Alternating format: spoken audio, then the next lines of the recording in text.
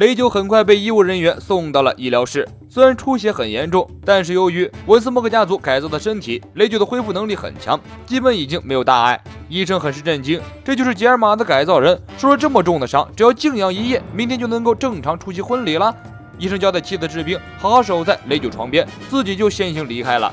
躲在暗处的山治等到医生离开后，一脚踢倒了妻子士兵，闪进医务室，来到雷九的床边，坐在一边默默的吸烟。雷九惊醒过来，看到自己被打伤的腿，一愣。山治问道：“你还记得自己为什么会变成这样吗？”雷九努力回忆一下，自己好像在城堡里面正走着，有一群正在追击入侵者的追兵，开枪射击牵连了自己。山治对雷九的反应完全是意料之内，果然那段记忆被篡改了。山治吸着烟，将事情的来龙去脉和雷九说了出来。雷九对山治的话深信不疑，只是万万想不到布林的本性居然如此凶恶。其实早在被布林攻击之前，雷九对布林就已经有了一些怀疑，因为这个人实在是太好了，好到不真实。于是雷九就离开一至三兄弟，偷偷出来调查，结果就有了后面的事情。山治看着手中的爆炸手环，心中又愤怒又不甘心。本以为自己老老实实的结婚，路飞他们就能得救，安全离开蛋糕岛，哲夫老大也不会有事情。没想到自己完完全全是被耍了。大马海贼团一开始就没打算要建立联姻，婚礼是不存在的，所有这些美好的设想都是假象。山治抓着头，烦躁又愤怒。本以为牺牲我一个人就能完美的解决所有的事情，现在一看，完全就是痴心妄想。我是多么天真啊！雷九则想到自己的兄弟们和父亲，他们也是狂妄过头了，对大妈丝毫没有防备。对方是四皇，本来应该加倍的谨慎，结果搞成这样。雷九话锋一转，不过这也未必不是好事。吉尔玛本来就是应该被毁灭的国家，就这样装作什么也不知道吧？按照大妈的计划实行吧！山治大吼：“如果出席茶话会婚礼，你也会死的，雷九！”雷九露出笑容：“你在担心我吗，山治？别以为以前帮过你就觉得有恩于你，你还是和草帽团一起逃走吧，山治！”山治当然不能答应，如果逃走了，不止草帽团，连巴拉蒂也会遭殃。雷九告诉山治，这种事儿等逃走以后再说吧，否则大家都得死。无论如何，你一定要活下去，为了母亲，你也不能死。山治一愣，为什么这么说？雷九缓缓道来，我有一段无法忘却的记忆。在雷九小时候还没有医治等四兄弟，父亲和母亲曾经大吵了一架。那时候雷九不明白为什么一向温柔的母亲会如此生气，之后他才慢慢了解了事情的缘由。那时候母亲怀有身孕，加之要在4个孩子没有出生之前利用手术改造他们。雷九的母亲强烈反对，加之却丝毫不理会雷九母亲的哀求，就算将孩子变成怪物也没关系，只要打仗能取胜就行了。为了复兴曾经支配北海的文斯莫克家族，这个力量是必须赋予孩子们的。加之态度坚决，我的孩子就应该被赋予最强大的力量。之后改造的手术被强行执行，雷九的母亲为了阻止加之的野心，偷偷喝下汤药，这是能够影响被改造过的血统因子的猛药。雷九母亲的这个行为多多少少起到了一些作用。一至三兄弟出生后表现出了不同于凡人的异常，而山治则像个正常的孩子一样天真无邪，他会害怕又有人类感情，作为一个人类慢慢成长。山治的母亲因为喝下了那个猛药留下后遗症，身体逐渐衰弱，但是他看到山治成为一个有感情的正常人，他感到很欣慰。母亲经常和雷九提起山治，告诉雷九山治给他做的每一件事，说的每一句话，夸赞山治是世界上最好的孩子。山治是母亲唯一的期望，为山治付出了性命，母亲没有丝毫后悔。母亲死了，最痛苦的就是雷九和山治，而加治和一至三兄弟完全没有任何感觉。山治偷偷跑到母亲的坟墓前哭泣，被加治发现，一脚踩碎了山治的鲜花。山治大叫着反抗，被一至三兄弟狠狠揍了一顿。也正是因为如此，雷九对山治有着特别的感情。母亲的灵魂仿佛附在了雷九的身上，让雷九肩负起了偷偷照顾山治的责任。雷九告诉山治，你才不是失败品，你是妈妈拼死守护带着感情出生的孩子，这就是你山治，你比谁都要温柔。山治听到雷九的话愣了很久，雷九一直在劝山治逃走，吉尔玛只不过是抓着过去的荣光不放的失败者，对这个世界来说是不需要的存在。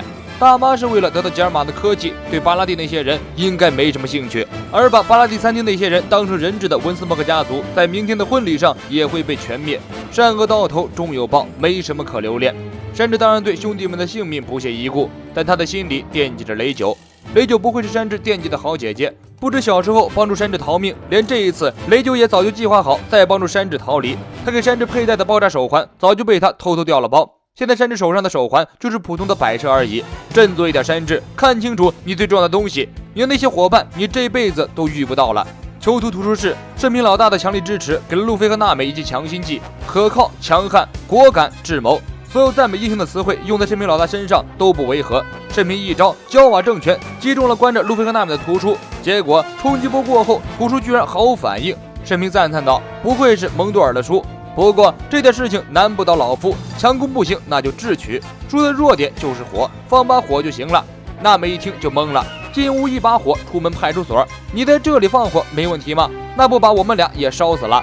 盛平很平静地说道：“只要你们能在火焰包围之前逃出来就行。”娜美更懵了：“你在逗我？别把逃离火海这种事情说得这么轻松好吧？”盛平将火把点燃，这是唯一逃出去的办法。我们已经没有多少时间了，做好觉悟就告诉我吧。路飞果断地说：“动手吧！”盛平没有犹豫，直接把火把丢进牢笼。这一招果然奏效，牢笼书籍很快烧了起来，大火迅速将二人困住。娜美吓得惊声尖叫，路飞等待自己的双手解脱后，没有丝毫迟疑，抱住娜美直接冲出火海。外面盛平已经准备好了一桶水，看到路飞冲出来后，一桶水泼过去，二人顺利脱险。这么有冒险精神，盛平果然适合做路飞的伙伴。路飞开心大笑，终于脱险了。娜美很无奈，衣服都要烧毁了，她能说什么？如果这时候她跳起来抱住路飞，身体立刻走光，所以她也只能忍一忍。他瞥了一眼旁边的一个男子，趁着镜头拍不到自己，娜美迅速脱下烧毁的衣服，换上旁边男子的背带裤。路飞向盛平道谢，盛平憨憨地笑道：“我们第一次见面也是在某个地方的牢笼里啊。”牢笼书籍被烧毁，逃出来的不止娜美和路飞，里面关押着许多囚犯。书本的世界里，想象力的宽度是无限的。最让人担心的是，大妈的手下像蒙多尔一样的实力派还有很多。娜美换好衣服，好奇地问盛平：“你为什么会在这里？”盛平轻松地回答：“因为我领导的太阳海贼团也加入到了大妈的麾下。”娜美吃了一惊，那么刚刚盛平的举动已经算是谋反了吧？这样一来，盛平岂不是要完蛋？盛平依然很轻松，对呀，反正现在已经不能回头了。这时，外面的守卫们听到响动，嚷嚷着向这边赶来。盛平安排两人赶紧逃出去。折腾了一天一夜的路飞，因为消耗了太多的体力，肚子已经饿扁了，没有力气再逃走。现在他的脑子中只有2个字：吃饭。提到吃饭，自然想起了山治。路飞立刻爬起身，此时必须要将一切事情通知山治，无论如何也不能山治身陷危险。路飞和盛平打了招呼，向外面奔去。城堡里枪敌如云，娜美和盛平很担心此时的路飞。打了一天一夜的架，又严重消耗了许多体力，这要是再跟哪个高手打起来，路飞可就真的要吃不消啊！路飞吹起巨大的拳头，一拳打飞了门口追过来的7子士兵。这一次我不会再输了。路飞在城堡里重现推进城一幕，一边大吼大叫，一边四处乱跑，见人就打，见到房间就钻。打着打着，一个壮汉拦住了路飞的去路，他就是之前把路飞打晕的2个壮汉之一。路飞二话不说，上去就打。没想到这个龙套人物的武装色霸气还挺厉害，路飞一时无法破防，于是他另辟蹊径，趁着壮汉不注意，绕到他的身后，用手臂将壮汉的脖子死死勒住，说：“山治在哪儿？”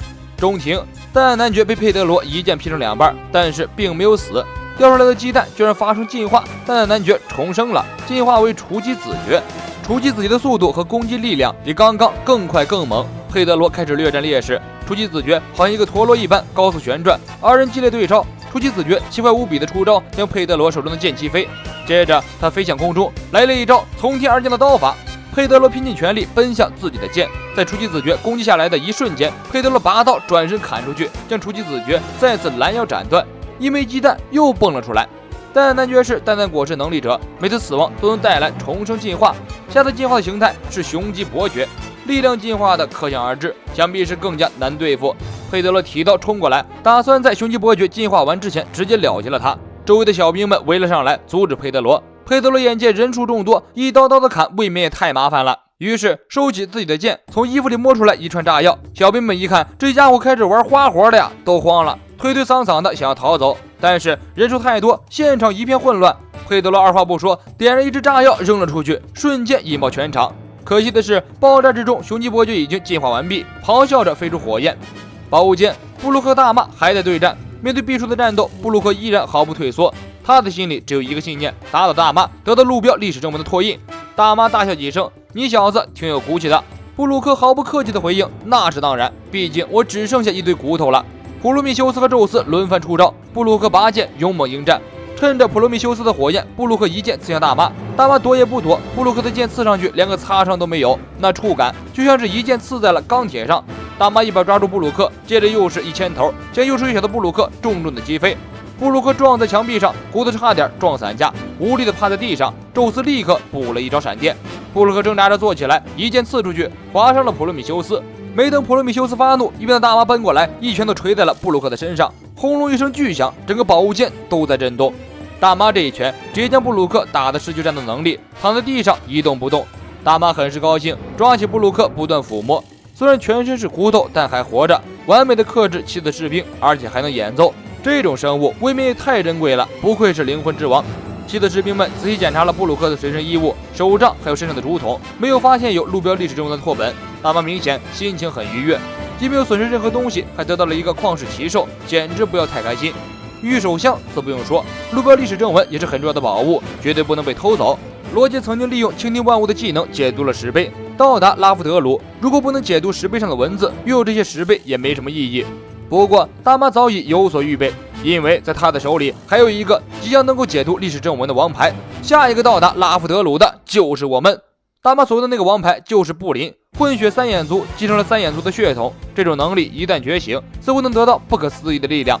用大妈的话来说，很有可能能够解读历史正文。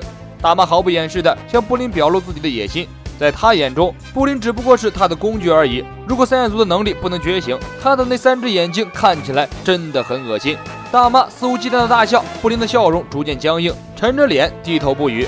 这时，布林和布鲁克互相对视，布鲁克当然还不知道布林的事情。布林为了不暴露自己，借口将布鲁克支开。宝物间外面，将星司母吉收到属下的报告，有人看到圣瓶出现在了城堡里，看起来有谋反的意思。司母吉考虑一下，如果这件事传到大妈那里，必然会对大妈的心情产生影响。大妈心情不好，全国人民都要遭殃，所以这件事必须要对大妈隐瞒。司母吉即刻下令封锁4楼，将所有的威胁都在4楼以下。3楼和3楼以下的战士们立刻全员出动，将所有的麻烦处理干净。